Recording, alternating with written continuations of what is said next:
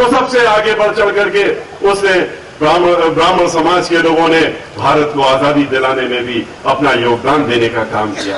और लेकिन उसके योगदान देने के बाद जब भारतवर्ष आजाद हो गया तो क्या हुआ? उसके बाद कांग्रेस पार्टी आई। कांग्रेस पार्टी ने यहां सरकार बनाई, एक दो नहीं कई दशकों तक सरकार बना करके राज करने का काम किया, प्रदेश में भी और देश में भी। लेकिन ब्राह्मण समाज के बारे में क्या किया, ये आपसे छुपा नहीं है। हो सकता है आपने जानकर इसको ध्यान न दिया हो, लेकिन ब्राह्मण समाज को उसने धीरे धीरे शून्य की तरफ पहुंचाने का काम कर दिया। और यही काम भारतीय जनता पार्टी ने भी किया।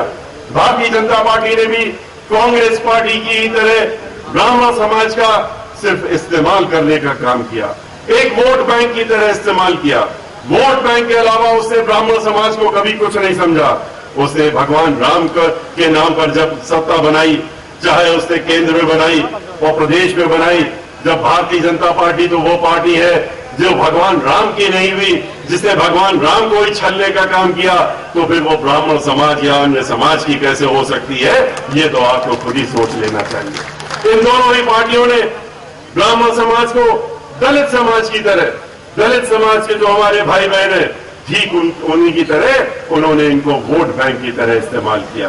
और वोट बैंक की तरह इस्तेमाल करने के बाद, सत्ता पाने के बाद इनको चौराहों पर छोड़ने का काम किया और उनकी सुध लेने का काम नहीं किया।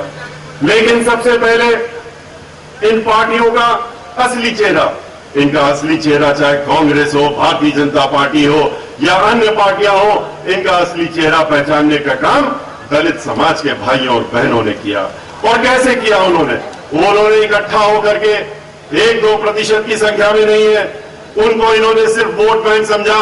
उन्होंने इकट्ठा होकर के बहुजन समाज पार्टी की जब स्थापना मानवर काशीराम जी ने और बहन मायावती जी ने करने का काम किया, तो उनके नेतृत्व में ये इकट्ठा होकर के 24% के लोग एक साथ मजबूती के साथ चट्टान की तरह खड़े हो गए और अपनी ताकत का एहसास कराने का काम किया और इन पार्टियों को उनका असली चेहरा दिखाने का काम किया।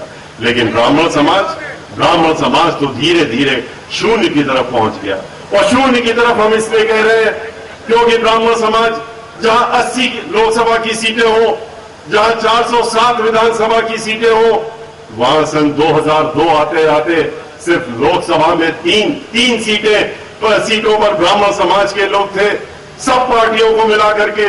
और बहुजन समाज पार्टी से सिर्फ बहुजन समाज पार्टी के 3 विधायक जो ब्राह्मण समाज के थे, उनको गिन करके